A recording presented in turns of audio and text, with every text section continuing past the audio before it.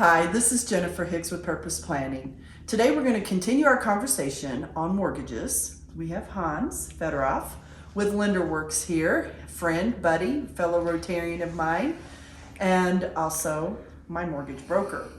And we're going to really delve into some questions, comments, thoughts that we get from clients on the conventional side of loans. The first one is credit scores. How does a credit score, because when I went through you, I got, my credit card company and Credit Karma and all these places give me a credit score. But then when it was time for me to get my mortgage, my credit score was different. Wasn't necessarily happy about that. I remember. I actually get this a lot. So a lot of people use Credit Karma to monitor their credit scores, and there's always going to be a 20, maybe 30-point variance between Credit Karma and the actual mortgage credit report. We use a different model altogether. We use what's called the classic FICO 2 model, and Credit Karma uses its own. They use like a beacon model or something like that. But the whole purpose of Credit Karma is to sell you credit cards. So not the most accurate credit rating system in the world, but that's their hope. That's how they generate revenue. And it's a great place. Don't get me wrong. It's a great tool to monitor the activity on your credit, but I wouldn't take the credit scores to heart. The next one is refinancing.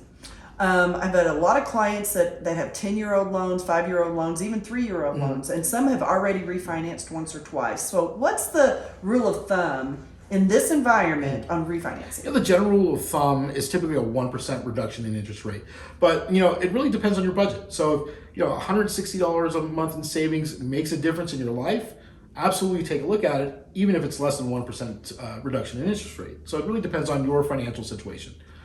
That makes good sense. And how often? Is it one of those things where if I've refinanced and I've saved $150 and I can refinance again, and it's only been a year and a half, I refinance to save another $150? Does that make sense? It really depends on how much you're paying for that new loan. So Okay. There's always going to be costs and fees associated with a refinance. So if you're adding another $5,000 to your mortgage, that's you do it twice. You just raised your balance $10,000 if you did it twice. Okay. In So a it's short real. period of time. So it's for all my clients that know me, it's really delving into the numbers and the line items when you want to refinance. Exactly. Okay. How long do you think interest rates at this rate will last? That's an awesome question. I want to throw that back at you. I figured How long do you think it's going to last? I keep waiting I've been waiting for interest rates to go up for a long time, and I'm feeling very strong that the Treasury is going to keep interest rates down for a little bit longer. Mm-hmm. Where is that, I guess, ripple effect that do interest rates tend to go up before? They usually move in tandem Okay. with the treasuries. Okay.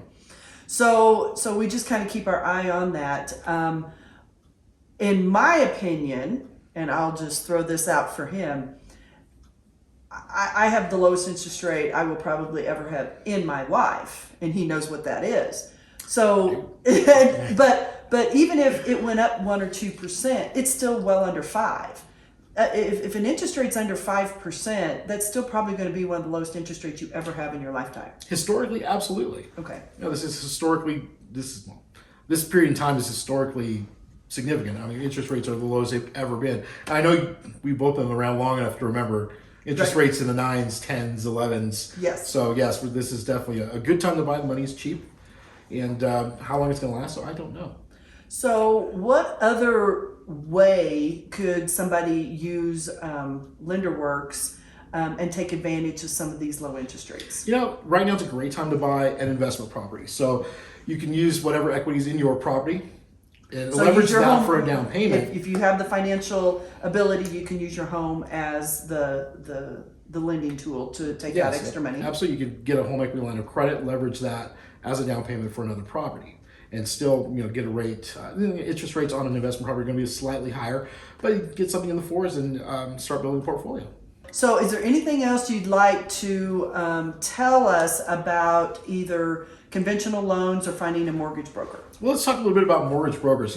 Mortgage brokers usually have a competitive advantage over direct lenders. We're going to be a lot less expensive, and we're going to be able to shop around for the lowest rate out there. And if you want to talk to me, you can go to my website, mylenderworks.com, and you can find me there. Thank you.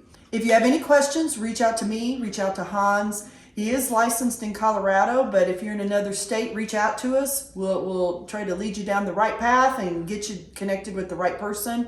We're here to help, and we hope you guys have a great day. Thanks, Jennifer. Appreciate you having me on again. Thanks, Hans.